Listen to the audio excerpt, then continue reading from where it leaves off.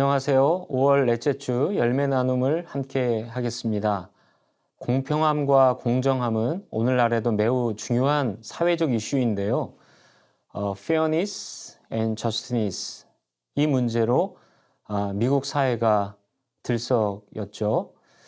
교육 기회의 격차, 불공평한 직업 선택의 기회들, 또 빈부격차의 문제 등이 많은 사회 갈등을 만들어내고 있습니다. 법의 공정성에 대한 문제도 마찬가지인데요. 죄에 비해 가벼운 처벌을 받아서 피해자들이 억울한 일도 있죠. 반대로 너무 가혹한 벌로 과도한 괴로움을 받는 일도 우리 사회에는 벌어지기도 합니다.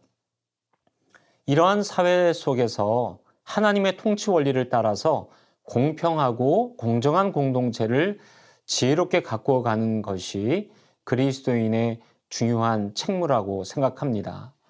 오늘의 본문 민수기 35장 1절부터 21절을 통해서 공동체에 더불어 살기, 그리고 사람의 생명과 인격을 존귀하게 여기는 주님의 마음을 함께 묵상해 보고 나누어 보면 좋겠습니다. 말씀을 같이 읽겠습니다. 여호와께서 여리고 맞은편 요단 강가 모압 평지에서 모세에게 말씀하여 이르시되 이스라엘 자손에게 명령하여 그들이 받은 기업에서 레위인에게 거주할 성읍들을 주게 하고 너희는 또 그 성읍들을 두르고 있는 초장을 레위인에게 주어서 성읍은 그들의 거처가 되게 하고 초장은 그들의 재산인 가축과 짐승들을 둘 곳이 되게 할 것이라. 너희가 레위인에게 줄 성읍들의 들은 성벽에서부터 밖으로 사방 1000규빗이라. 성을 중앙에 두고 성밖 동쪽으로 2000규빗, 남쪽으로 2000규빗, 서쪽으로 2000규빗, 북쪽으로 2000규빗을 측량할지니 이는 그들의 성읍의 들이며 너희가 레위인에게 줄 성읍은 살인자들이 피하게 할 도피성으로 6성읍이요 그 외에 40이 성읍이라. 너희가 레위인에게 모두 48성읍을 주고 그 초장도 함께 주되 너희가 이스라엘 자손의 소유에서 레위인에게 너희가 성읍을 줄 때에 많이 받은 자에게서는 많이 떼어서 주고 적게 받은 자에게서는 적게 떼어 줄 것이라. 각기 받은 기업을 따라서 그 성읍들을 레위인에게 줄지니라. 여호와께서 또 모세에게 말씀하여 이르시되 이스라엘 자손에게 말하여 그들에게 이르라. 너희가 요단강을 건너 가나안 땅에 들어가거든 너희를 위하여 성읍을 도피성으로 정하여 부지 중에 살인한 자가 그리로 피하게 하라. 이는 너희가 복수할 자에게서 도피하는 성을 삼아 살인자가 회중 앞에 서서 판결을 받기까지 죽지 않게 하기 위함이니라. 너희가 줄 성읍 중에 6을 도피성이 되게 하되 세 성읍은 요단 이쪽에 두고 세 성읍은 가나안 땅에 두어 도피성이 되게 하라. 이 6성읍은 이스라엘 자손과 타국인과 이스라엘 중에 거류하는 자의 도피성이 되리니 부지 중에 살인한 모든 자가 그리로 도피할 수 있으리라. 만일 철 연장으로 사람을 쳐 죽이면 그는 살인자니 그 살인자를 반드시 죽일 것이요. 만일 사람을 죽일 만한 돌을 손에 들고 사람을 쳐 죽이면 이는 살인한 자니 그 살인자는 반드시 죽일 것이요.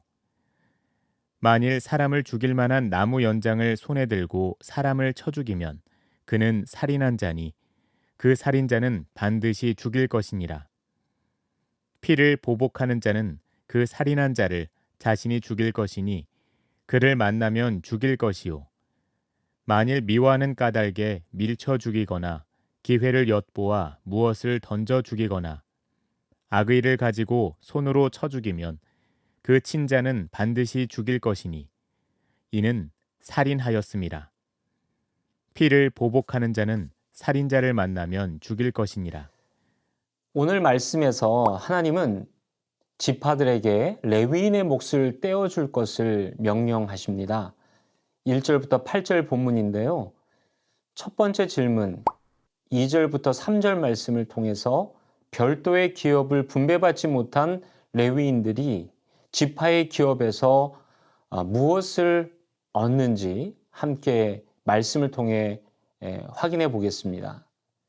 이들은 거주할 성읍들과 성읍을 두르고 있는 초장을 받습니다. 레위 지파는요, 오직 성막을 위해 봉사하는 직분으로 구별되었죠. 다른 지파들과는 다르게 자신들만의 기업은 없었습니다. 레위 지파의 기업은 오직 하나님과 그분의 처소였죠. 그래도 그들에게는 거주할 공간과 기본적인 생활을 꾸려나갈 터전이 필요했습니다. 하나님께서는 그들에게 별도의 기업 대신에 지파 안에서 일정 부분의 땅을 갖도록 명령하셨습니다. 6절과 7절 말씀을 통해서 두 번째 질문을 함께 나누어 볼까요? 레위인들이 지파에서 얻게 되는 성읍은 모두 몇 개입니까? 6절과 7절을 보겠습니다. 6절 말씀에 너희가 레위인에게 줄 성읍은 살인자들에게 피하게 할 도피성으로 6성읍이요 그 외에 42성읍이라. 너희가 레위인에게 모두 48성읍을 주고 그 초장도 함께 주되. 초장은 고추장이 아닙니다. 함께 목축을 할 수 있는 터전을 얘기하죠. 도피성 6개 성읍, 또 그리고 나머지 42개의 성읍, 그래서 모두 48개 성읍입니다. 성읍 인근의 목초지도 그들의 소유가 되었는데요. 경작할 자기 기업이 없는 레위인들은 백성들의 11조로 생활을 꾸려 나가야 하도록 했고 11조 안에는 가축도 포함되어 있었습니다. 레위인들은 자신들에게 할당된 초장에서 가축들을 돌볼 수 있었죠. 율법은 기업으로 받은 땅의 영구적 매매를 금지하고 있지만 성 내에서의 가옥의 매매는 허락했어요. 하지만 레위인의 경우에는 이렇게 분배받은 성내 가옥도 영구적 매매가 금지되었습니다.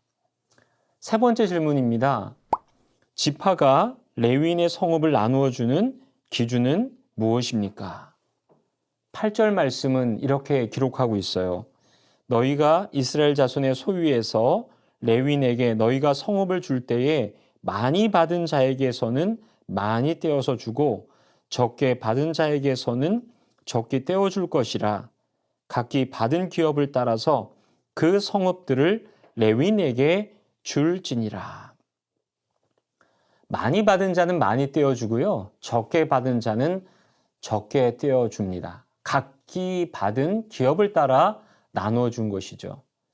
하나님은 가나안 분배에 있어서 철저하게 공평한 기준을 제시하셨습니다. 분배하는 땅의 크기는 지파의 크기에 비례해서 나누어 줄 것을 명령하셨고요. 땅의 위치를 선정하는 것도 공평하게 제비를 뽑게 하셨습니다. 이렇게 하신 이유는 레위인들의 땅을 배분함에 있어서도 동일하게 그 원칙을 주시기 위한 것인데요. 하나님은 많이 받은 자에게는 많이 요구하시고 적게 받은 자에게는 적게 요구하셨습니다. 우리가 주어진 환경의 유리함이나 불리함이나 또 우리가 가진 선천적인 재능의 크기 때문에 낙심할 필요가 없습니다. 주님께서 주신 그 환경 안에서 우리가 함께 하나님의 나라를 일구어 가면 되는 것이죠. 나눔에서 함께 생각해 보고 이야기해 보십시다. 하나님은 지파가 받은 기업의 크기에 따라 레위인에게 성읍을 나눠줄 것을 명령하셨어요. 오늘날 소유의 불평함을 해결할 수 있는 중요한 대안은 나눔입니다. 그리스도인들이 관심을 품고 나누어야 할 사역이나 대상이 있다면 여러분의 아이디어를 함께 나누어 보기를 원합니다. 두 번째 큰 질문입니다. 하나님은 도피성 지정을 명령하셨습니다. 9절부터 21절 말씀인데요. 첫 번째 질문은 이렇습니다. 하나님이 도피성을 정하신 목적은 무엇입니까? 12절 말씀을 같이 읽어볼까요? 이는 너희가 복수할 자에게서 도피하는 성을 삼아 살인자가 회중 앞에 서서 판결을 받기까지 죽지 않게 하기 위함이니라. 이제 큰 두 번째 질문을 통해서 저희는 이제 공평함에서 justice, 정의에 대한 문제를 함께 묵상하고 나누어 보려고 합니다. 살인자가 판결을 받기 전에 복수로 죽지 않게 하려고 도피성은 무조건적인 피신처가 아니라 공정한 재판이 가능하도록 제정하신 하나님의 공의, 정의의 수단이었습니다. 이스라엘에게는요, 친족의 손해를 회복해야 하는 고엘 제도가 있었고요. 또한 친족에 대한 복수가 포함되어 있었죠. 하지만 의도적인 살인에 대해서는 이 부분이 적용되지만 하나님은 도피성을 통해서 의도하지 않은 살인에 대해서 피할 길을 마련해 주셨습니다. 바로 도피성을 통해 정당한 수사와 재판 기간을 확보하도록 하신 것이죠. 작은 두 번째 질문을 함께 보겠습니다. 사람을 죽일 만한 연장을 사용해서 살인했거나 계획적인 살인을 했을 때에 살인자를 어떻게 해야 합니까? 16절부터 21절 말씀을 통해서 우리가 확인할 수 있는데요. 오늘 민수기 말씀은 그러한 계획적인 살인은 반드시 죽여야 한다라고 말합니다. 율법은 생명을 생명으로 갚게 했기 때문에 생명의 절대적인 중요성을 강조하고 있는 것이죠. 이러한 율법의 정신은 비단 살인에 국한하지 않고 육신의 살인에 국한하지 않고 또한 영혼에 대해서도 동일하게 이야기합니다. 요한일서 3장 15절 말씀에 보면요. 이렇게 말씀하고 있습니다. 그 형제를 미워하는 자마다 살인하는 자니 살인하는 자마다 영생이 그 속에 거하지 아니하는 것을 너희가 아는 바라. 영혼의 살인도 살인이다. 성경은 이렇게 말씀하고 있어요. 우리의 마음에 미움과 싸우지 않고 심지어 미움을 증폭시키는 그런 말을 할 때 이는 의도적인 영혼 살인과 다르지 않다라고 성경이 이야기하고 있습니다. 세 번째, 살인자를 처형하는 사람은 누구입니까? 19절 말씀인데요. 19절 말씀에 보면 피를 보복하는 자는 그 살인한 자를 자신이 죽일 것이니 그를 만나면 죽일 것이요 라고 말씀하고 있습니다. 피를 보복하는 도피성 제도는 피해자 가족들의 복수가 개인적인 복수심이나 원한을 넘어선 공의의 처벌이어야 함을 보여줍니다. 하나님께서 피해자들에게 직접 처형을 명하신 것은 피해자의 원한을 풀어주는 일이기도 하지만 동시에 중한 책임을 요구하는 것이기도 합니다.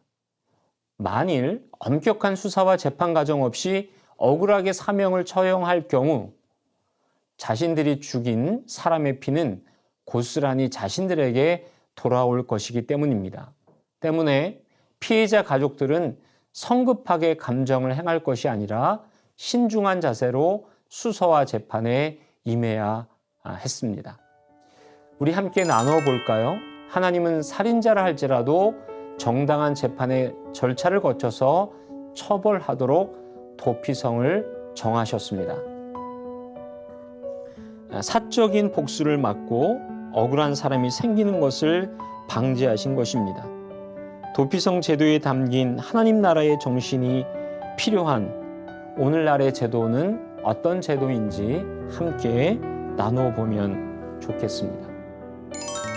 그리고 세 번째 큰 나눔에서 우리는 율법은 의도적으로 생명을 해하는 경우 오직 생명으로 갚게 해서 생명의 절대적 중요성을 강조하고 있는데요. 예수님은 형제를 모욕하는 것을 살인으로 규정하심으로써 인격과 생명이 별개가 아님을 가르쳐 주셨습니다. 사람과 생명과 인격을 살리고 회복하는 일을 이루어 가기 위해서 사회적으로 또는 여러분 자신이 노력할 일을 함께 나눠보면 좋겠습니다. 이 시간 함께 기도하겠습니다. 아버지 하나님, 사람의 생명과 인격을 존귀하게 여기는 주님의 마음을 갖게 하여 주시옵소서. 또한 우리가 살고 있는 이 사회가 하나님께서 가르쳐 주신 공평함의 나눔과 또한 정의를 실현하는 사회가 될 수 있게 도와주시옵소서. 주님, 저희의 삶 가운데도 이렇게 하나님 복음의 정신으로 공평함과 정의를 함께 실현하는 일에 저희들이 쓰임 받도록 도와주시옵소서. 주님, 저희들에게 복음을 주시니 감사하고 고맙습니다. 복음의 능력이 저희의 삶과 오이코스 가정들과 저희들이 몸담고 살고 있는 이 커뮤니티를 변화시키도록 하나님, 저희들을 사용해 주시기를 간절히 원합니다. 예수님의 이름으로 기도드립니다. 아멘. 여러분, 오늘도 복되고 은혜로운 오이코스 모임 되시기를 바랍니다. 감사합니다.